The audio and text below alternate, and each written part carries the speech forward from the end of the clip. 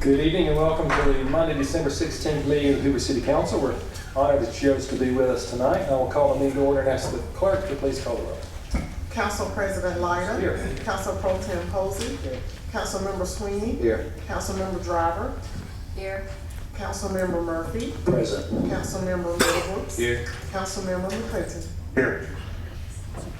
With the quorum present, we will proceed. If everyone will please rise for the, the invocation to be given by Councilor Murphy and remain standing for the pledge to be led by Councilor Driver. Everybody ask everyone bow their head. Oh, gracious God, thank you just for being who you are. We come to you in thanksgiving and just for the opportunity to live and make it through another year. We know this season is about you. Many of our families are going to be coming in town. We pray that they arrive safely. Although we may be opening up presents and enjoying these festivities, we need to remember that as many people cannot say that, their best gift is for that loved one in the hospital to get well. These are many blessings I ask in your Son Jesus' name we pray, and all agree say amen. Attention, salute, pledge. I pledge allegiance to the flag of the United States of America and to the republic for which it stands, one nation, under God, indivisible, with liberty and justice for all. Mayor, turn the podium over to you for your announcements and recognition.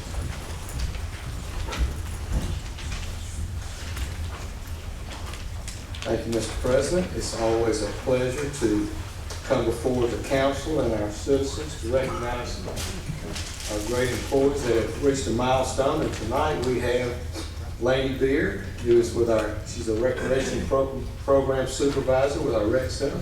Lyda, come on down. And she has her sweet daughter, Addie Grace, with her as well.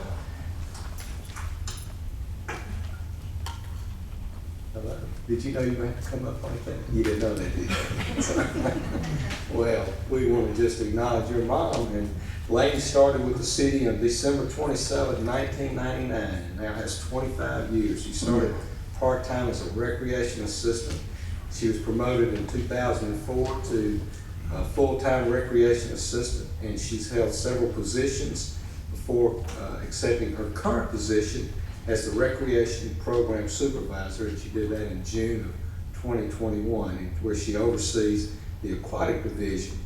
Lyda is not only a really highly valued member of the staff at Hoover Rec, but she's really a beloved member of our community as well. She serves as a child care provider, lifeguard, swim lesson instructor, and now she's the aquatic supervisor.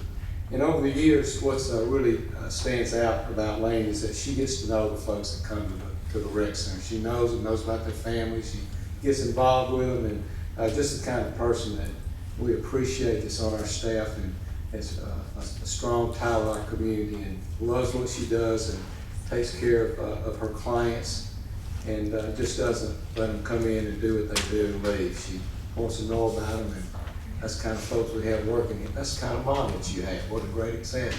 So I'd like for each of us to welcome and congratulate Lyda for her 25 years of service. Thank you.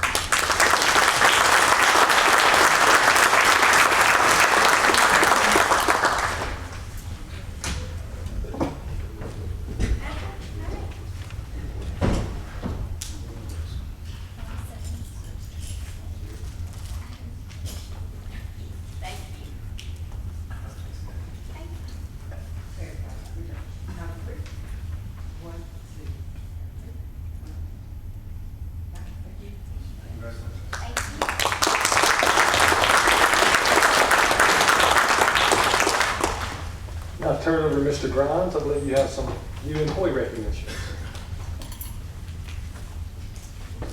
Sir, good evening.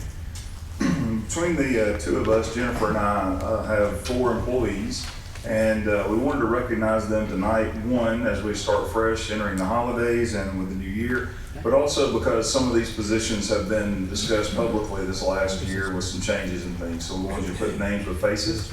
So I'd like to start with, I'll call your name, just come on down. So Blake Miller, we are Blake.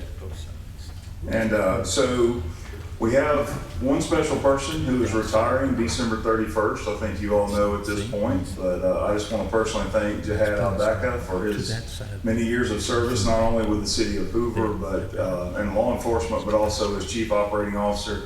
And so, Jihad, where you at, Jihad? I appreciate you. I'm going to applaud.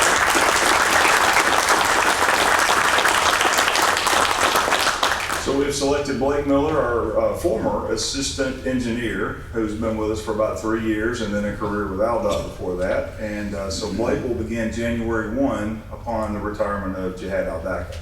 And so Blake's wife, Nikki, and sons Caden and Ethan, are they here? They are. They are. So thank y'all very much for sharing him. Yes. Next, Jamie Shore. Jamie, come on up. Jamie is our new marketing coordinator. Jamie is filling a position that's somewhat new. We merged some tourism aspects and other things, and this will be our new position that will help us not only internally communicate many issues, but our external communication with citizens. And we're working toward initial things as the website and our annual report. His wife is not able to be here tonight, right? She's on shift. So Eden is a nurse at UAB, and so she's on shift, but the boys are also not there. But we may have Walter and Jean Shore, the grandparents. So thank you all for sharing him.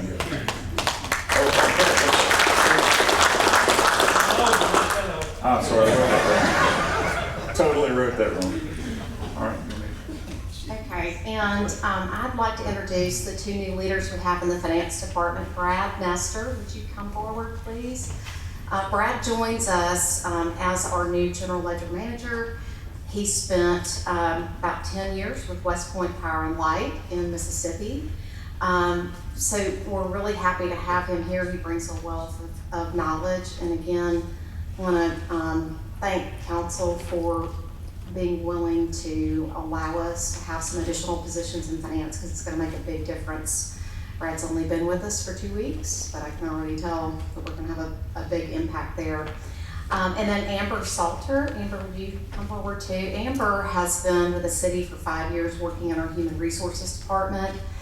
Prior to that, she joined, prior to that, she served as the payroll manager for the city of Coleman for 10 years and did payroll from start to finish. And so she joined us starting last Monday, right, as our new payroll manager, and really excited to have Amber here and in place. So thank you again for your commitment to the staffing levels and bringing some quality people in. Thank you all.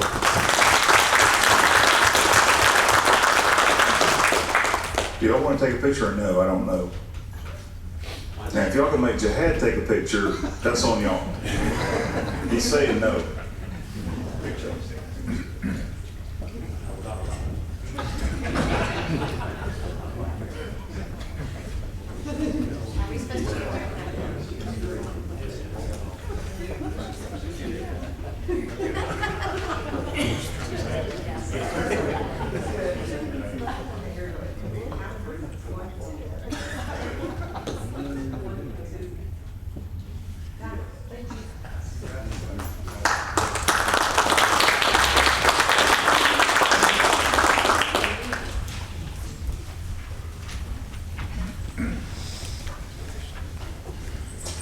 We will now move to our consent agenda, items 1 through 15. Are presented as consent items and be read together and with one motion and one vote, unless, of course, a member or member of the public would like to remove any item. Yes, sir. I'd like to move item 14 to the regular agenda, please. Item 14, any others from the body need to be removed. Anyone from the public here to speak on 1 through 15? Seeing none. Mr. Corley, if you'll read items 1 through 15 with the exception of 14. Item number 1 is approval of payment of bills. Item 2 approves the minutes from the December 2nd, 2024 meeting. Item number 3, resolution 834924, reschedules certain work session and meeting days of the Hoover City Council for 2025 as set forth in the resolution. Resolution number 835024 authorizes Mayor Mercado to execute a client services agreement with USI Insurance Services, LLC. Resolution 835124 authorizes Mayor Mercado to execute an agreement with Global Experience Specialist. Resolution 825024 authorizes Mayor Mercado to execute an agreement with Cook's Pest Control for pest control services at various municipal properties. Resolution 835224 accepts a contribution from the Alabama Department of Tourism in the amount of $7,800 to offset the cost of both the U.S. National Firefighters Challenge and Hartford Nationals, or Move United, and authorize the city CFO to execute a letter of understanding for the same. Additionally, this resolution amends the budget for the fiscal year ending September 30th, 2024, as shown in Exhibit A of the resolution.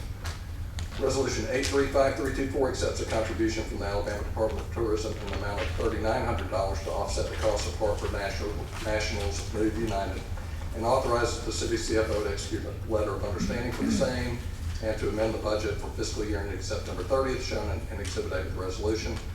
Resolution 8354-24 amends the budget for the fiscal year ending September 30th, 2025, as shown in Exhibit A of the resolution for the purchase of a vehicle.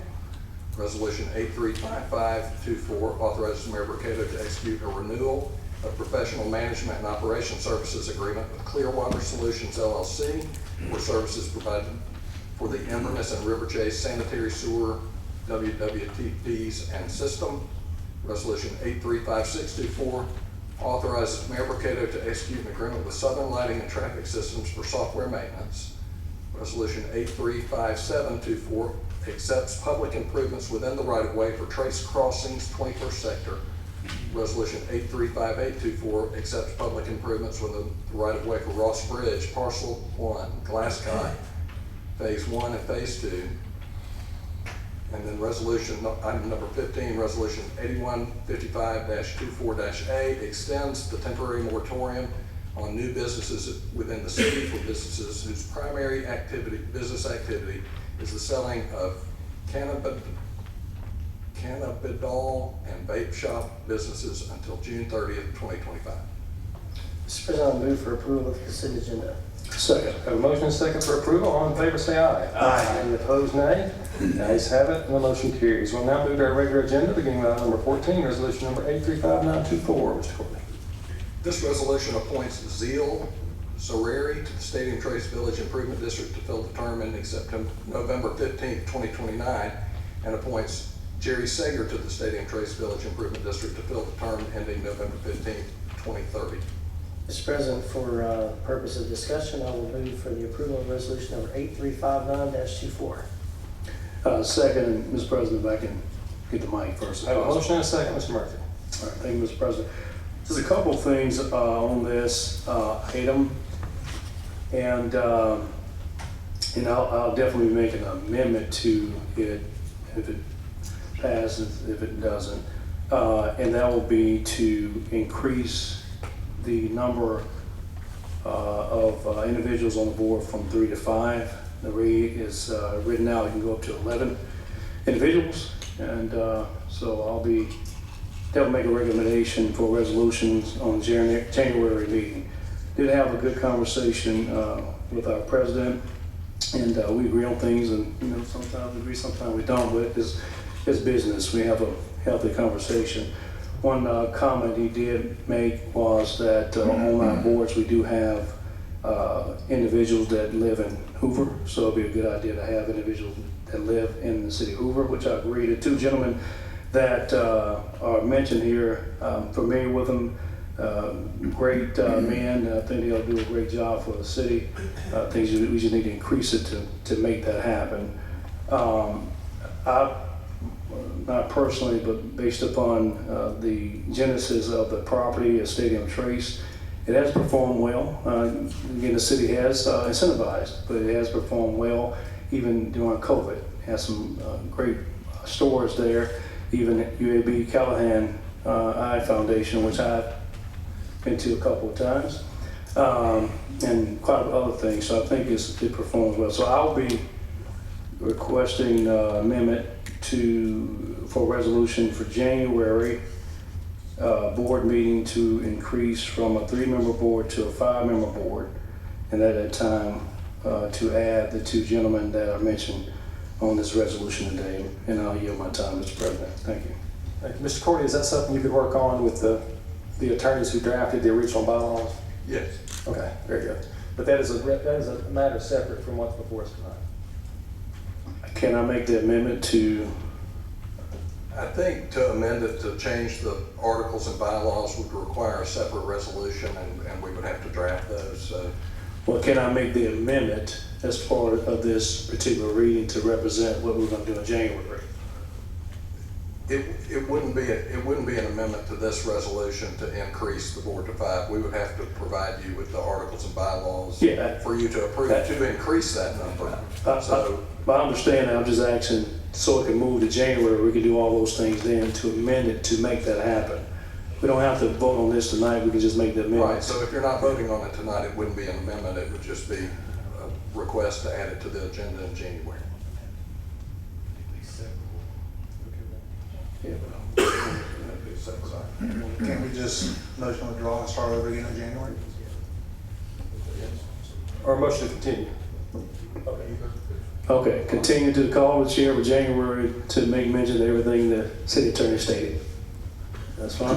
Okay. Fair enough. I'll make a motion. Somebody got a second? Second. We have a motion and a second to continue. All in favor say aye. Aye. Any opposed, nay? The ayes have it, the motion carries. Item number 16 is ordinance number 24-2663. Mr. Corley.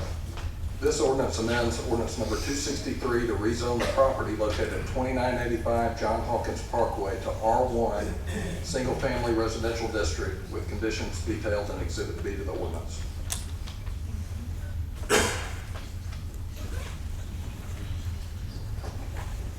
Mr. President, I would move for the adoption of ordinance number 24-2663.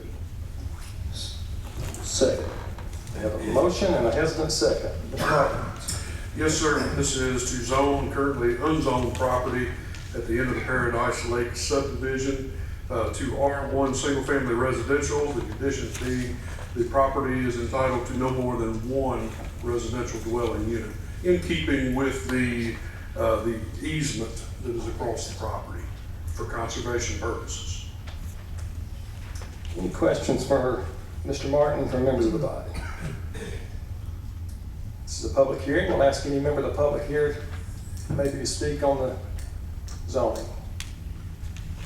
Seeing none, we'll close the public hearing. Madam Clerk, please call the roll. Councilor Posey. Aye. Councilor Swiney. Aye. Councilor Driver. Aye. Councilor Murphy. Aye. Councilor Middlebrooks. Aye. Councilor McClinton. Aye. Councilor Lyda. Aye, 7 ayes and 0 nays. The motion carries and the ordinance is adopted. We'll now move to council comments. I would like to begin by just thanking the beautification board. Mayor, year after year, they outdo themselves in decking out City Hall and our chambers, and I know I speak for all my colleagues and how much we appreciate this for the public to enjoy. I also want to wish Jihad Al-Dak a great retirement. I know he wanted to sneak out quietly, but this is his most favorite council meeting he's ever been to. Well, it's his last, right? Thank you. But we'll miss you. And thank you, Ken and Jennifer, for introducing our new staff members. We're honored and happy to have each of you as part of our team. So thank y'all. Anyone else? Very good. Any member of the public here to speak tonight? Mr. Schultz.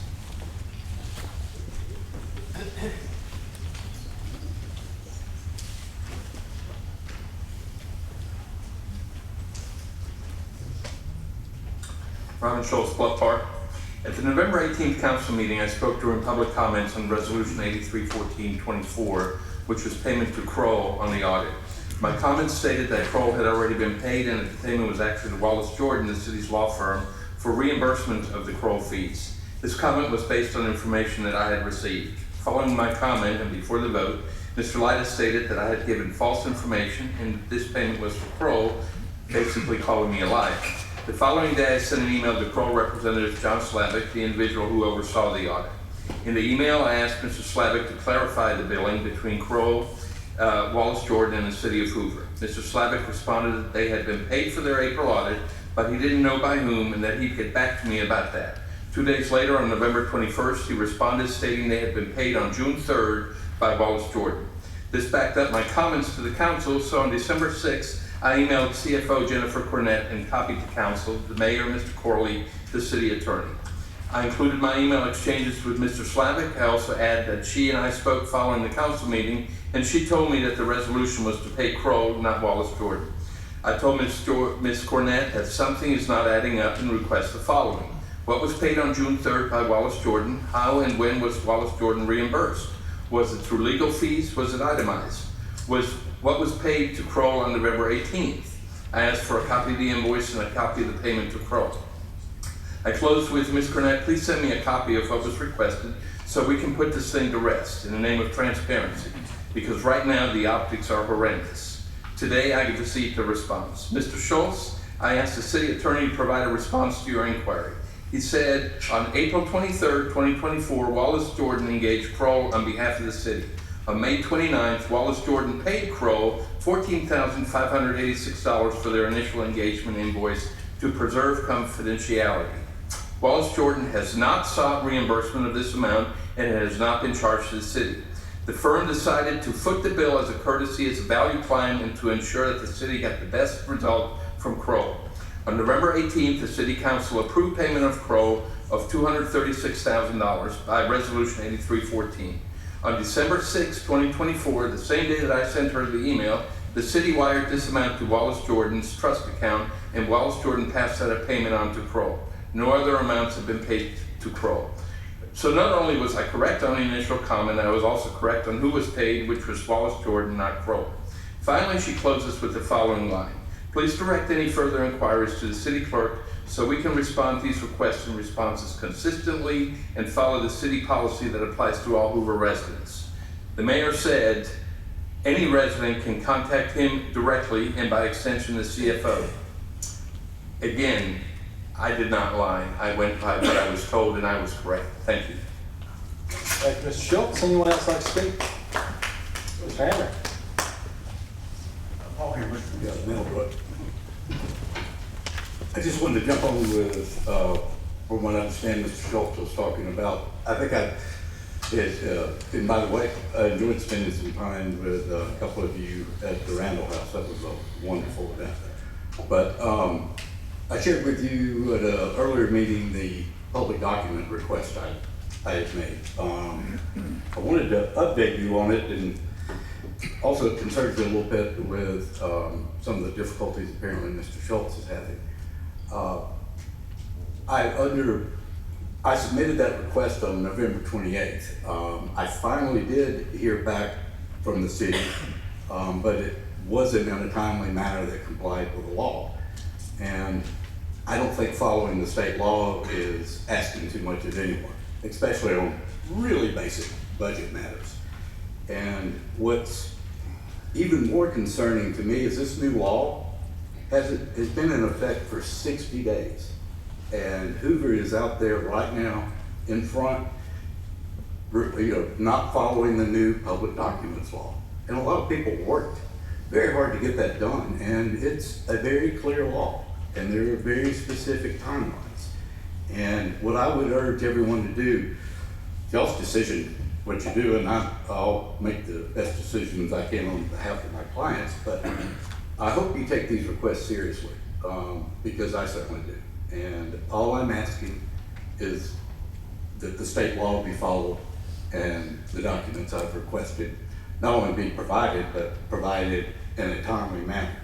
And I've now also paid my $300 time-intensive fee, which I'm not real sure what's time-intensive about the most basic budget questions I can imagine, especially considering the city finances have been so recently audited and looked over in detail. They're just not complicated questions.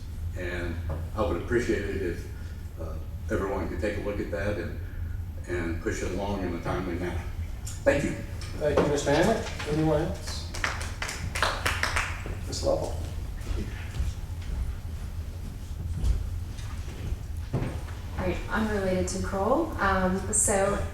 Good evening. I am Ashley Lovell over in Shandwick Place, 3504.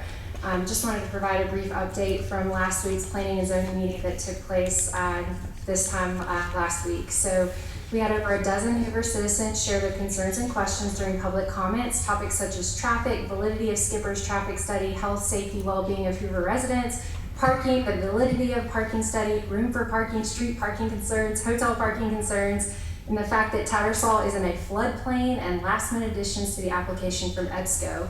It was a thorough meeting, and I'm sure you're aware that 6 members of the Planning and Zoning Commission voted to rezone and 2 voted to deny rezoning.